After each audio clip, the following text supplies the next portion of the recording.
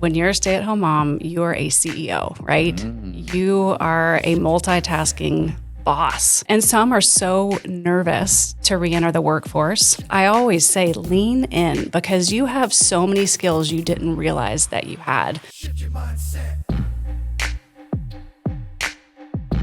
Ragan Edwards, welcome to the Accelerate Your Insurance Sales podcast. Hello. I'm super excited to be here. Is this your first podcast? This is my first for the podcast. listeners tuning in, this is going to be pressure. I'm a newbie. We're going to have fun with this. So, Ragan, let's, where I want to go with this conversation today is you're with the Mahoney Group. Yes, I am. Selling commercial insurance. I am. So we're going to go a lot of different paths with that, from how you got in the industry, because you were a stay-at-home mom previous. I was. To what it's like to sell in, let's call it, a male-dominated industry. Yeah, excited to talk about it. So let's start at the beginning. How, before you've been with Mahoney for how long? Almost 7 years. So, and before that, you were not in the insurance industry. No insurance experience. So for the women who listen to this might be a little good nugget. How did you go from stay-at-home mom to, I think I'm going to get in the insurance industry? Yeah. Because most of us do not get in it by design. Right. Well, so I did work before. So my first career was, I've kind of always had some kind of sales capacity. So I was in pharma. So I sold an oncology product. And I knew when we moved, we were in LA at the time. And when we moved to Tucson, my kids were really little. I only had 2 at the time. And I was grateful enough to be able to stay home with my kids for 10 years. But at that 10-year mark, I kind of started getting the itch to go back to work. And I think it's because there's something inside of me. I'm a pretty goal-oriented person. And as much as I loved staying home with my children and got so much satisfaction out of that, there was something calling me back to something a little bit bigger. So I definitely like to challenge myself. And I call it my back half career. 2.0. Right. And so I just wanted something that I didn't completely disappear from my kids, that allowed me to set goals and achieve things for myself. And then also have something that I could do for a really long time. And so I looked at a couple different things. I looked at real estate. I looked at commercial real estate. But one of our good friends actually works for the Mahoney Group. And I was kind of talking to him about this, and I was kind of asking him some questions about commercial insurance. And the more I started talking to him, I realized, like, wow, this actually could be a really good industry for not only me coming out of being a stay-at-home mom, still being able to be present for my kids, but also being able to carve out for something for myself. So I started interviewing, and everything kind of just fell into place. So that's how I ended up here. And I did look at a couple other agencies, but the Mahoney Group really felt like the right one. Well, and it's an interesting choice because you had said you also looked at possibly real estate and things like that. Mm-hmm. And I think one thing you see in some of those other industries is people get in, but let's be honest, it's part-time. Right. You can't do this part-time. You cannot do this part-time. And so you really got to go ahead, jump in feet first. I am curious, though, because you were in sales before you took the break. You said 10-year break to be a stay-at-home mom, and now you came back. Were there any lessons from being a stay-at-home mom that actually made you better at sales when you came back into it? Sure. I mean, when you're a stay-at-home mom, you're a CEO, right? You are a multitasking boss. And so I think you have the skill set. I think so many moms have a skill set that they don't even realize they have, right? And some are so nervous to re-enter the workforce. And if you don't want to, I mean, kudos to you, whatever path you choose, right? It has to be authentic and right for you. But for those that are interested in re-entering the workforce, I always say lean in because you have so many skills you didn't realize that you had. So yeah, the ability to multitask, the ability to handle a lot under pressure. You juggle so many balls when you're a stay-at-home mom. And I mean, in insurance, you have to juggle a lot. There's a lot coming at you at many different times. So the ability to stay cool-headed through that, I think, is a really good thing. Cool-headed. And do you find that you are just more efficient now with the multitasking? I'm sure there's days. Say yes. Some days are a train wreck, right? Yeah. Like some days welcome to parenting. Right. Well, that is true. Thank you. And I've never been a parent, so I can't comment. No, but you are right. That is very accurate. But you get one phone call on a claim one day and your entire day is blown up sometimes, right? And that's just insurance. But again, you're right. That happens with parenting as well. So the ability to be able to switch gears really quickly, and efficiently, right? And moving back on task, like not letting that blow up your week, right? Because you do have to get back on task. Yeah. Well, I'm sure it was, coming back in. When did you join Mahoney? 15? I don't know, 2018. 18. Yeah. Okay. You made me do math. Was there a moment, I'd be curious, that you came in, and I'm sure there were moments where you're like, is this really what I want to do? You probably had the doubts.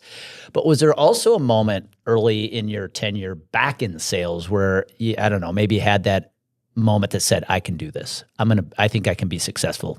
Can you recall that? Yes. First off, to acknowledge what you said first, though, there were so many moments where I'm like, what am I doing? Why did I do this? I mean, I completely ripped myself away from my kids. I mean, I was able to be there, but in those first 5 years, let's be honest, it is a grind, and it is a sink or swim grind. And I think that's the hardest part of it. But yes, it was probably about year 3 when I'd gone back after a prospect that I didn't win the first time. And not only did I not win it, like they rolled me hard. And if you've been in insurance before, you know what that means. And a valuable lesson, they called me back in and I ended up landing the count. And I asked them why. And they said, listen, I don't think we're ready for you round 1. But we realized with everything that you're talking about, we needed you at some point. And we wanted what you were offering. And that was that moment where I'm like, okay, I think I can do this. And I think I bring something that might be a little bit different than other people. Such a good lesson, too, on sometimes it's okay to be in second place. It is. You got to have that delayed gratification, that persistency. But the day is going to come where the first place is going to screw up, and now they're ready for you. Absolutely. Because you could have easily given up after not getting it the first time around, right? And I think that's the hardest part about this job, right? You do have to be able to handle rejection. You have to be able to handle rejection. And I was talking to Guffey, teammate of yours, earlier about the fact that the best think in years, not days and weeks. It's a marathon, not a sprint. That desire for instant gratification is going to kill you in this industry because every loss is devastating then. And that tells me you're thinking with your paycheck and you're not thinking long term. Right. And so, well, let's take a quick step back even before that. We're doing this recording in Arizona. We are. You're not from Arizona. You're from North Carolina. You're a Tar Heel. I am proud Tar Heel. How the heck did you end up in Arizona in the Southwest? Yeah. So I think this kind of says something about me. So when I graduated college in 99, that's dating myself. Same year I graduated. No, I'm actually 2000. Okay. So we're about the same age. Yeah. I wanted to take a leap. I'd always lived in North Carolina, and I wanted to move not far, far away. Just wanted to experience something different. So a small group of friends and I moved to San Francisco. Oh, wow. In the height of the .com boom, which was so fun and a lot of great memories, but, kind of sowed my seeds and kind of stumbled a little bit along the way and had a really good time in San Francisco, but ended up meeting my future husband there. He was in LA at the time. So then I relocated to LA. Okay. And got my job in pharma, and we started a family, raising kids, and obviously got married at somewhere along the way. Well, that says a lot about you. Now I go, okay, jumping into the insurance industry as a mom, being a single stay-at-home mom for 10 years, seems like you are somebody that's not afraid to put yourself in uncomfortable situations. I was just about to say that. I sickly kind of I think, putting myself in uncomfortable situations, which I didn't know that about myself until there was a pattern. I'm like, why do I do this? But I think there's just a challenge. It makes life interesting, right? Yeah.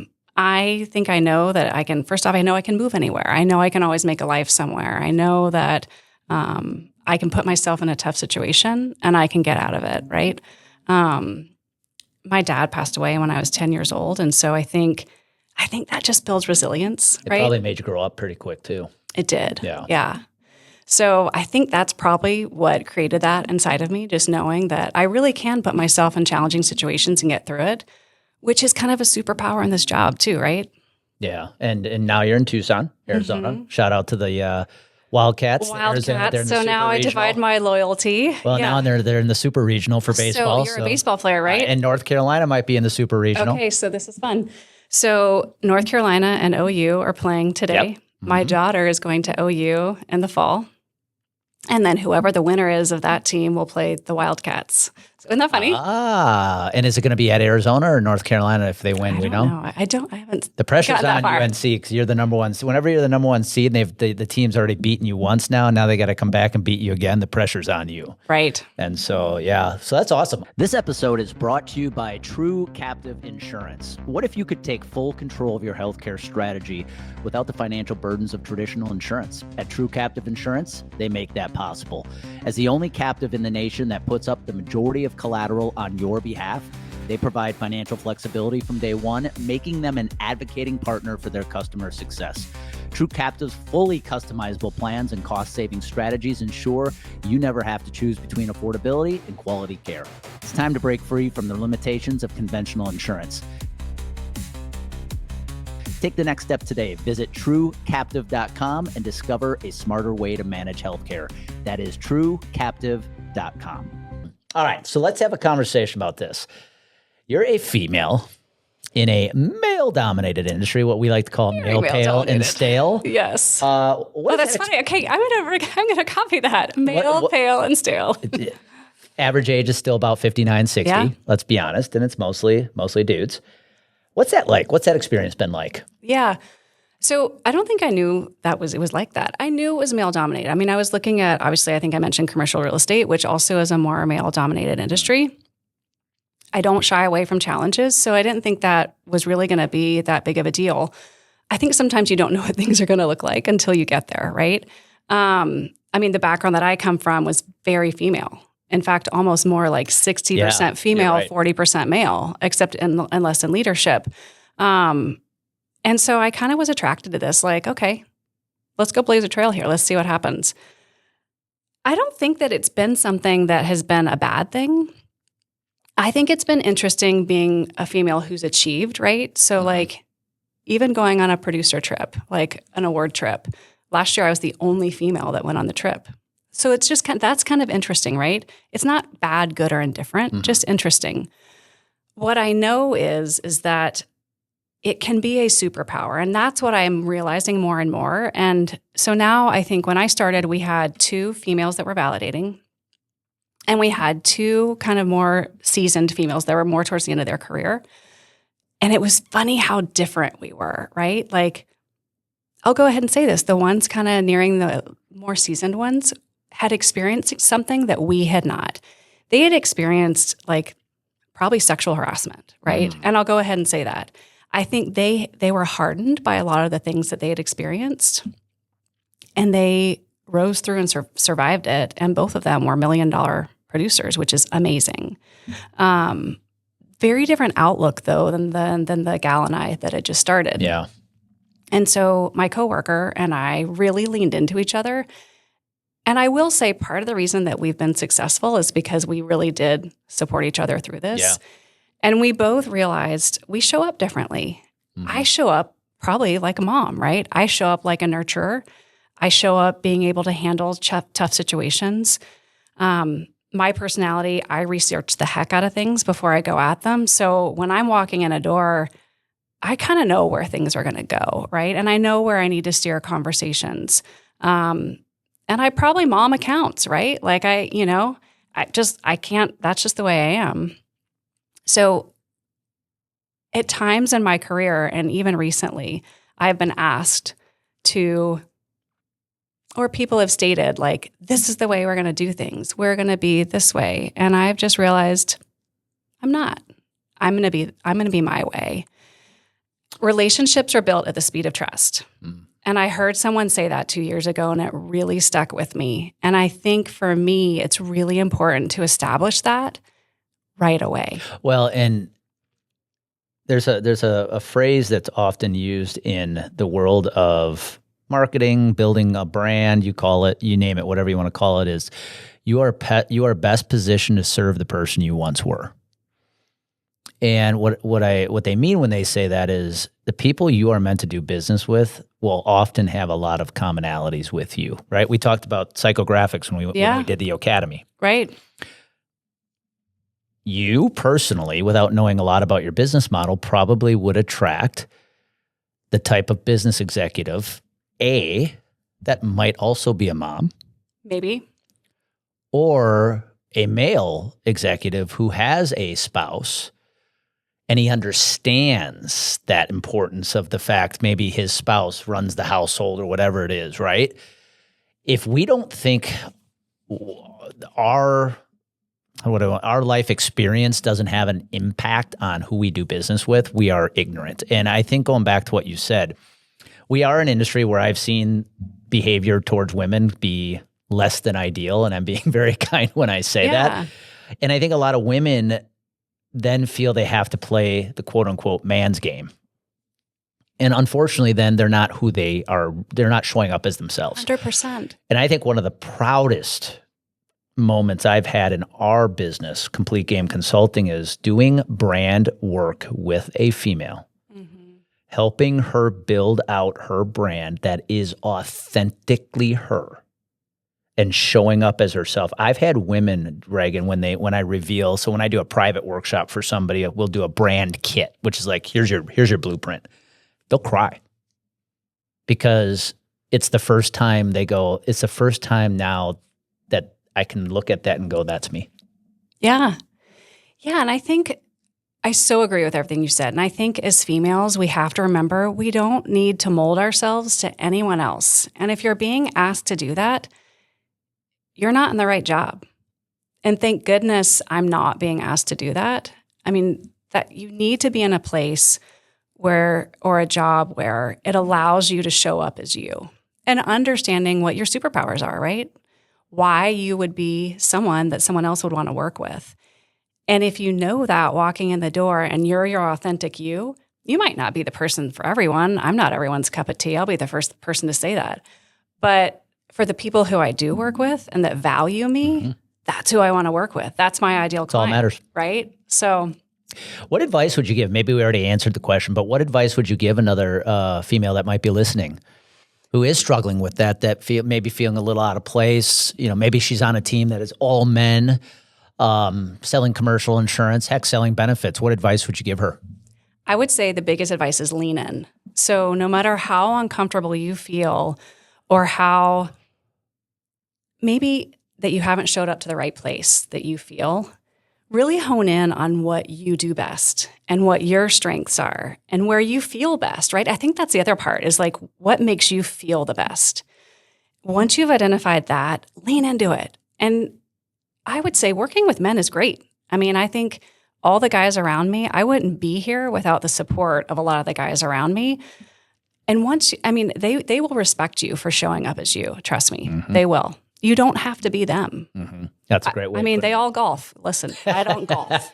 I am the outcast on every single one of those things, but that's okay. I do other things really well and show up in a different way. Well, I think what you're getting at is one of my hopes is to forever rid this industry of the phrase, well, this is just how we've always done it. Right. And that's not true anymore. And I love the fact we have more women in the industry now. I love the fact some of the younger generations, the Gen Zs, are coming in going, why are we doing it this way? That's dumb. Now we're questioning the way things have been, and I'm glad that narrative's being challenged.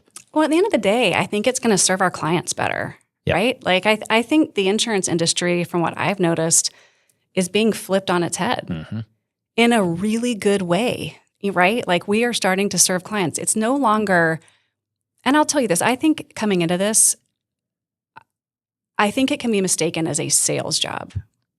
I don't look at this as a sales job. I look at this as a job where I get to go, yes, there's a sales component to it, bring in clients, but then I get to really serve them. And I think you and I have talked about this, but I work with a lot of nonprofits and human service organizations. So I get to help my clients serve their mission, really do their job better. That is satisfying. Why did you select, because you have a niche in human services and healthcare. I do. What led you to coming to the conclusion that that's where you wanted to niche your business down? Sure. I didn't know what I wanted to be in insurance when I grew up, when I first started. No one does, right? And I felt like there's kind of a sink or swim. There's not this here anymore, but there was kind of a sink or swim mentality when you got here. I would have written anything that said yes to me at that point in time. It didn't matter. By the way, I've had advisors say that when I say, so who's your ideal prospect? Anybody willing to say yes? Right. That was very much me in the beginning. If you had a heartbeat and said yes to me, you would be my client. The other phrase I love that I've heard is, who cares if they're weird as long as their check clears? That's another good one. I mean, when I look back at what, like, not only me, but some of the other validating producers put up with in the beginning, yeah, I don't think I would have worked with a lot of those people now. But I quickly fell into healthcare and human services. One, I have a background in healthcare, right? So I just kind of speak that language and understand how to navigate all of that, right? And it's super challenging and very interesting and complex. So I think I like things that are complex, right? For the human services side, I've always had a background in nonprofit. So I grew up with a brother with developmental disabilities. He is 2 years younger than me, and it's just, we're a close family. And so I always grew up volunteering with Special Olympics. He has cerebral palsy, so we worked a lot with the UCPs in North Carolina. And so that was very much a part of my upbringing. And then when I stayed home, I helped found a charity in town in Tucson that raised money and did a lot of service projects for families suffering from pediatric illness, anything chronic, because we have a pediatric research hospital down in Tucson. So I think I've just always gravitated towards that. Yeah. And so it feels right for me. That's where my passion lies. And I think that's another thing about female or male, it doesn't matter. You need to find what moves you, right? Like I always tell people, I started off writing a lot of contractors. They are not my people, right? Like I have a lot of friends that are contractors, but I realize like that's not who I want to work with. I don't really actually enjoy working with them. Well, you have a personal tie. I mean, the moment I heard you just say that, my brother. Right. Oh, now I know why you're passionate about it, right? And that's going to fuel you to success. And I know for my people who tune in every week, I use this guy's name way too much, but he has so many good examples. Chris Hamilton's a client. Oh, yes, I've heard his name. And I remember the day I was doing a workshop with him, and he's a very successful benefits producer, but we sat down and I said, what problem are you out to solve? Like, what makes you do what you do? And he started to give me some answers. I'm like, that's not good enough. I know there's more. And we kept peeling back the layers of the onion until he said, I watched my brother have to file bankruptcy because of a medical bill. And he didn't get to pick his insurance. His employer did. And worse yet, right down the street is one of my clients who has one of the best health plans around.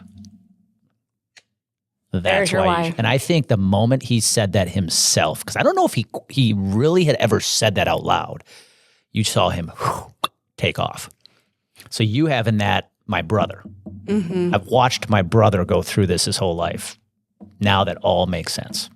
Well, you're passionate about it, right? You speak their language, and they know that you're there for the right reasons and that you're there to help. I mean, I think one thing I do when I first meet people is I lead with, how can I help, right? Mm-hmm. Which is so different. Well, I think, too, with that, goes back to you being a stay-at-home mom. Can we agree? Stay-at-home mom is a very underappreciated job. It is a very underappreciated and job. I think insurance can be a very underappreciated job. Oh, you're an insurance broker, right? That phrase is about as closely aligned with a used car salesman. No offense to the used car salesman it's got a lot of negative connotation. But you take what you do very seriously. And now you've tied it to an industry that is very near and dear to your heart.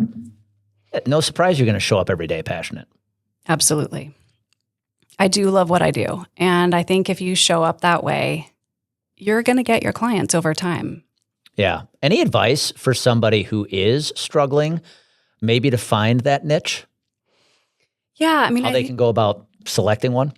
Absolutely. I mean, I think there are a lot of people that are generalists in this industry. I think that's also one thing that's changing. I think this industry is moving from being a more generalist industry to a more niche-focused industry, which again, I think just helps serve our clients even better. I think if you're struggling finding that, I think you need to go back to what's your why. Why are you here? What motivates you, right? Mm-hmm. And I think when you really do the work and understand that, the other will come. And I think you can have a major and a minor. I think that's okay too. I'm all about like being smart and diversification, right? And so you want to have something that, I mean, if you look at the market over time, for example, you want to have something, and insurance is somewhat recession proof. But I mean, your book can suffer during recession times. So I think it also is good to have not you could have a major and a minor. Yeah, I love the fact that you said that, because I think I was of the mindset selling benefits years ago that, well, why should I have a niche? Everybody has employees and they're all unhealthy. Anybody can be helped, right? Right. But I do think now today I preach it harder than I've ever had, that no matter what you're selling in this industry, you have to have a niche, especially with the onset of, obviously I'm a big believer in content. We've talked about creating LinkedIn content. That's how you build thought leadership. Mm-hmm. And, I think a lot of people get the phrase thought leader wrong. They think you're the smartest, you're sharing ideas nobody else has ever shared. No. It just means you lead people's thoughts. So if I see Ragan showing up every day talking to me about healthcare and human services around insurance, guess what? You become my go-to thought leader. Right. And oh, by the way, I don't care that you were a stay-at-home mom 9 years ago. No one cares. Nobody cares. No, and I think it's funny. I don't talk about it all the time to everyone. Obviously, I don't go into my clients saying, oh, I was a stay-at-home mom before. It's not that I'm not proud of it, right? But I own it. I mean, if someone asks about my background, I'm certainly you don't have to be 30 years in this career to be successful. In fact, you hit it when you said some of these younger guys are coming in with new, fresh ideas. I think it's better. I think I came in at the perfect time in insurance, to be honest. And it's part of your story. Why hide from it? I've heard sales leaders tell their team, don't let people know that you were doing this 3 years ago, or don't let people know you've only been in the industry 2 years. One, you can't hide from it. It's in your LinkedIn profile, but own it. But it's part of your story. Right. And if they don't like your story, they weren't meant to do business with you. Well, listen, people buy from you. Yep. They buy from people. Yep. Like I said, relationships are built at the speed of trust. They care what you know, but listen, you can form a team around you and you can ask a lot of questions and figure that out. So I, in the beginning, fell to that trap, like, oh, how long have you done this? And it was very obvious in your year one that you don't know what you're doing, right? Or what you're talking about. My biggest mantra is fake it till you make it. You just get in the door. I mean, don't think of being young in this industry, female or male, as being bad. You have resources behind you to back you up. Just be you and show up and understand what you do best. Well, and I think that piece for all the female advisors tuning in today, one thing I want them to hear is we've worked with several who've had this challenge.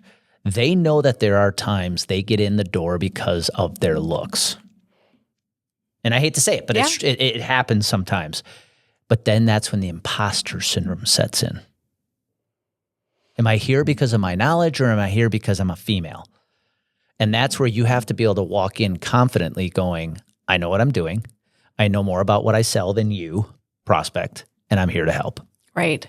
Right. I mean, I think imposter syndrome, unfortunately, most females at some point in their life, I'm not even going to say career, just life, have that, right? Did you have imposter syndrome as a mom?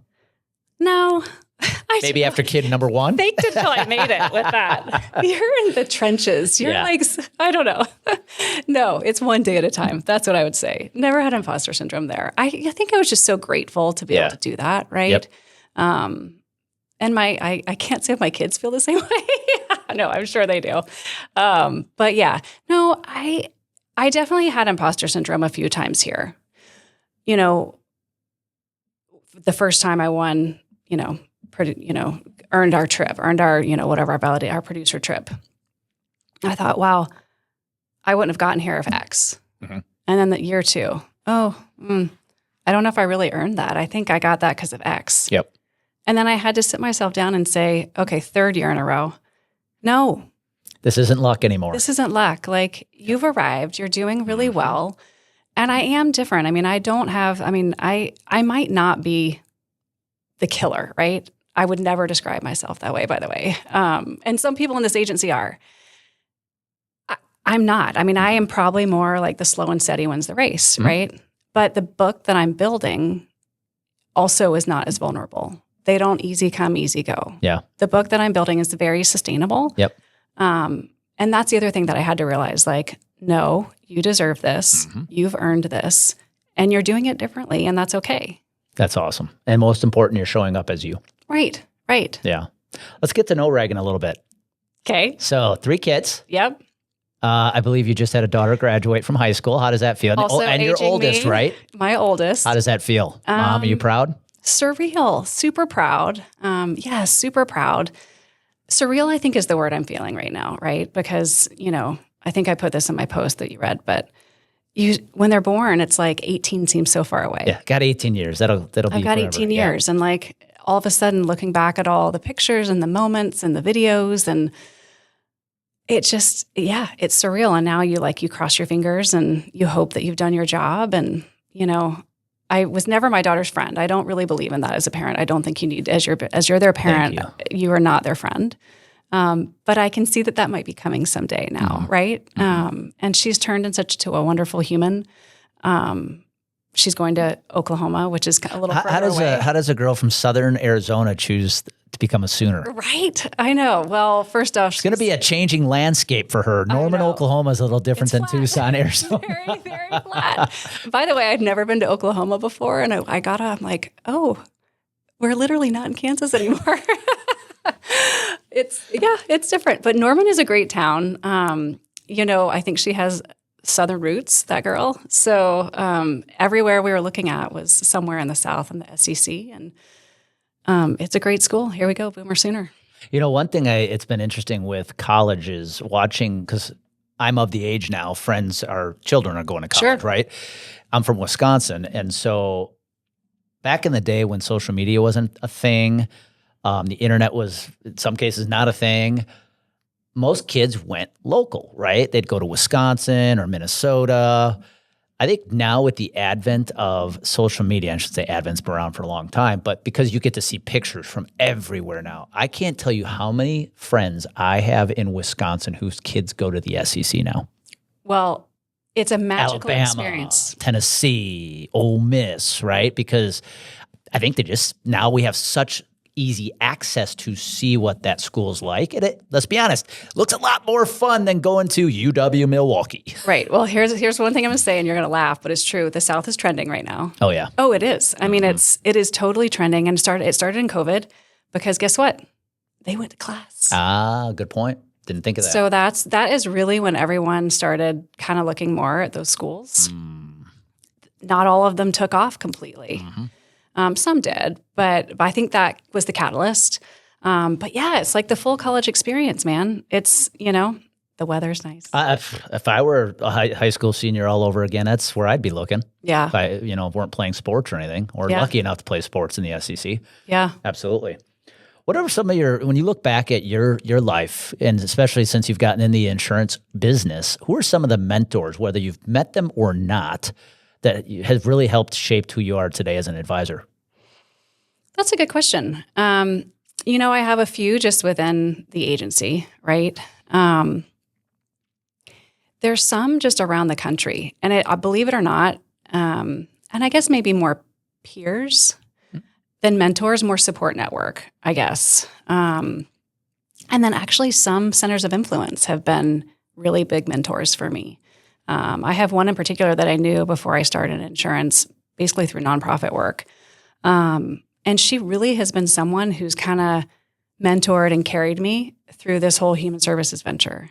And we're a podcast that like to give shout outs, so feel free to share their name. Yeah, so no, this person's name is Susie Hune, and she's just a great individual. Here locally in Arizona? Right. Cool. Yeah.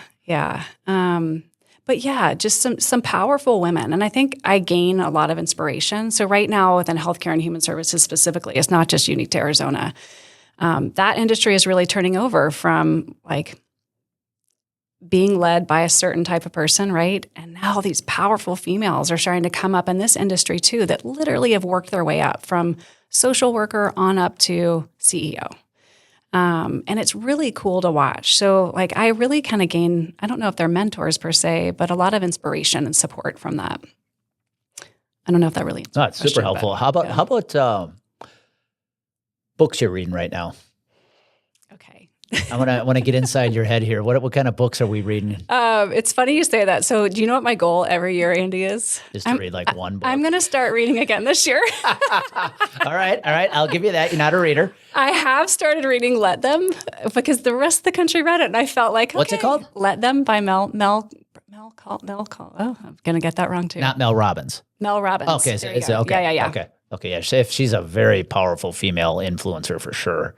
How about social media? Anybody outside of work you follow on social media? And because you view them as a thought leader? I noticed in your LinkedIn profile you had Brene Brown as somebody you follow. Yeah, no, I do like Brene Brown a lot. I think that is someone who I've read their books. She has had so much great content for females coming up, and it's relatable on any different level, right?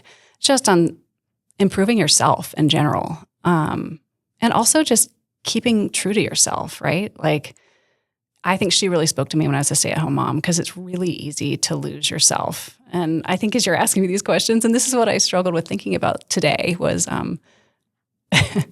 when you're a mom, like especially mom of 3 kids, and this is me getting really vulnerable here, you kind of give up a lot of yourself, right? Oh, sure. You Absolutely. do.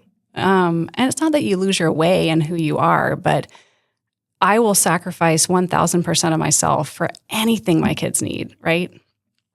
So for me, it's faith, family, and then everything else behind that. And so my kids and my husband really they come first for me. And yes, I probably have lost a little bit of myself along the way. And maybe me going back to work was regaining part of that, right? Because I knew it was something that I just needed to fuel inside myself in order to be happy. But yeah, I mean, I'm a reformed runner. I love exercise. Let's talk about habits. I hope one thing you've taken away is after your third trip that you've earned with the company here, that this isn't a fluke.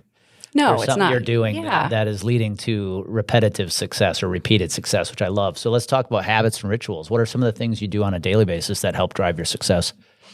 So with work specifically? No, just work or what you do, what I call off the field, that helps you be successful on it. So pretty much every morning, I would say 6 out of 7 days of the week, my one thing that I have to do is I just like getting up very early, like before, and sometimes like in the winter, literally I'm walking in the dark with a flashlight. And it's less about walking my dog, but it's more about it's kind of like a moving meditation. Oh, yeah. And it is literally 15 minutes, but it's quiet. There's no cars out. You can hear the birds. And it's just a way to ground myself a little bit each day before I get into chaos. And, our days are pretty like busy, right? It's controlled chaos, but it is a little bit chaos, right? So it's just my thing that I have to have every day. And I didn't realize I needed it until I think this year I was like, wow, this is my moment. I've flirted in and out with actual sitting down with meditation, and I do like it when I do that for several months, but I think that really just works for me the best, right? A lot of people say that, whether it's walking or running, that's their meditation. And you also said you're a runner?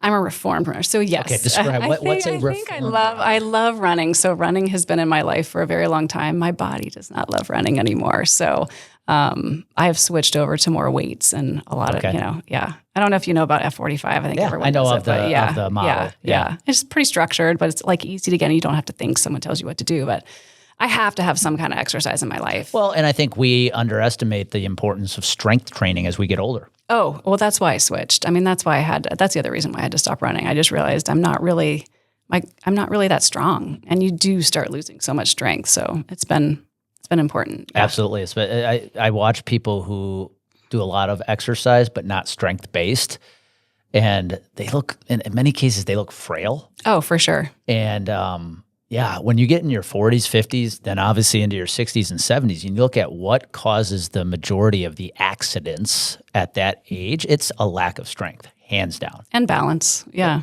I know. You're pretty in shape. What do you do? But I tell people, caveat anything I'm about to say, I have no kids. So I can be selfish with Amy and I can be selfish with our time. But yeah, I love, actually, my perfect week with exercise is I do a mix of a lot of things. Strength train, run. I actually still love to do track workouts. So I like the sprints. I like the fast stuff. And then I even do like, I'll try to get out on my bike once a week maybe, and then I'll try to do one high rocks workout, which I don't know if you're familiar with high rocks. I am. Is that kind of, I describe it as cardio or CrossFit meets cardio. And maybe you need to add the word torture in there? Now, I don't do it.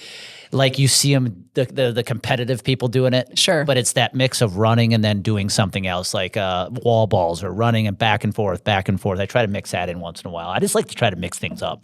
Yeah. I think one day when I get some more time back, I would like to. Right now, I just need someone to tell me what to do. But But that's very important. My strength training, I hired somebody to give me the workouts, so I don't have to think. I think I realized what my shortcomings were. Like, I will not kick my own. You know what? I need someone to tell me what to do. Yeah. I need that pressure. This has been awesome, Ragan. You know, looking at your career, your insurance career, which is now what? 2000, you said? 2018, so about 7 years in. 7 years. If you could go back, knowing what you know now, what would you tell yourself back in 2018 when you got in this business? Yeah. I would say you made the right decision, right? I would say even more so, jump. Like, you're going to be fine, right? You have to lean in. And if somebody's listening and says, okay, Ragan, what does it take to be successful in this industry? Either I'm new or I feel like I've plateaued a little bit, which a lot of people in this industry do. In your opinion, what does it take to succeed? Yeah, I think you just have to have that resilience, and you have to be willing to ask yourself the hard questions. Like, if you are stuck, right? And I think we all hit those moments. I mean, I'm actually having one of those this year. I've just had like a series of events that kind of have made me stray a little bit. And I think that happens in this industry. You're going to have good years and you're going to have great years and you're going to have some not so great years. Yep. The power to take yourself back out of that and really introspectively look at it and challenge yourself to either get back on track or ask yourself the hard questions of why. Because we're not perfect, right? And you have to hold yourself accountable. And there is no straight line to success. There's not. I can remember the day early in this business when I started Complete Game Consulting. It was a day where everything went wrong. I lost a couple of clients. One of my big clients had let me go because they were getting acquired. So hard. It was, and I said, it was a moment where I said, is this the moment where I needed to say, go back and sell health insurance? But I remember going to bed that night, and I'm not kidding. I was down to like 4 clients coaching. And I said, I went to bed excited to get up and do it again the next morning. That's when you know regardless the right of feeling like I got punched in the face so hard that day. That was the moment I realized I think I got what it takes to grow this business. Because I really I want to get up and do it again. And I think that's, to your point, that resilience. Let's face it, there's not a lot of people in this industry that like what they do. And it's why they don't invest the time, the money, whatever it is to get better. And it's the moment they get punched in the face, they're down for the count. And it's the ones who can say, no, I know this is part of the deal. I'm thinking long-term here. Today sucks, but it doesn't mean tomorrow has to suck. Those are the folks that are separating themselves. Yeah, and you're so right. And it's also being willing to be humble and know that you don't have all the answers. None of us do. And I think that's another cool thing about, I think that I think women do really well is that I have no problem asking someone else. No problem. In fact, the only reason I've been successful is because I asked a lot of questions. And I think like even talking to you this year, that has changed my game, right? Mm-hmm. And now I'm leaning into a new skill and you asked about social media. I hate social media. I hate it with such a passion. I don't follow, there's some things that I lightly follow but I don't like Instagram. I'm sorry to everyone who probably is booing me out there, but it's just for me, I don't have time. And I don't love the way that I feel after I have doom scrolled for 30 minutes. Mm-hmm. I actually really do like LinkedIn. Once I figured out how to use it and like the content to get out of it and what to seek out of it and then how to exit out of it. Learn how to get in and get out. Yeah, I really like it. So, and I'm looking at social media in a different way now. Yeah, that's awesome. Well, if somebody was inspired by today's episode and wanted to reach out, what's the easiest way to get in touch? Absolutely. So first off, if they're your follower, they can totally get my contact info from you. I'm happy to give that out right now. It's Ragan Edwards at MahoneyGroup.com is my email address. But if you are a female sitting here and you're listening to this and you want support or you want an accountability partner, I mean, please reach out to me, because that is my biggest thing right now. And then I'm not saying that I'm some powerful executive where I'm like madly successful, although I feel like I'm getting there. I just think it's really important to build connection and support, and just know that you can do it, right? Ragan Edwards, everybody. Ragan, this was awesome. Thank you. Thank you. Thank you for having me. Everybody else, be good. That's all we got for this episode of the Accelerate Your Insurance Sales Podcast. One of the most valuable things you can do to help us and other new potential listeners find our show is for you to rate the show and leave a review. So as a special bonus for you, if you leave us a review, take a screenshot of your review and send it to me as a DM to my LinkedIn profile. I will send you a free copy of our LinkedIn Diamond Playbook, our proven 4-step strategy to grow your business on LinkedIn. So go right now, leave us a review, screenshot it, and send me a DM on LinkedIn. Also, please share this podcast with anyone you think would enjoy it. That's it for now.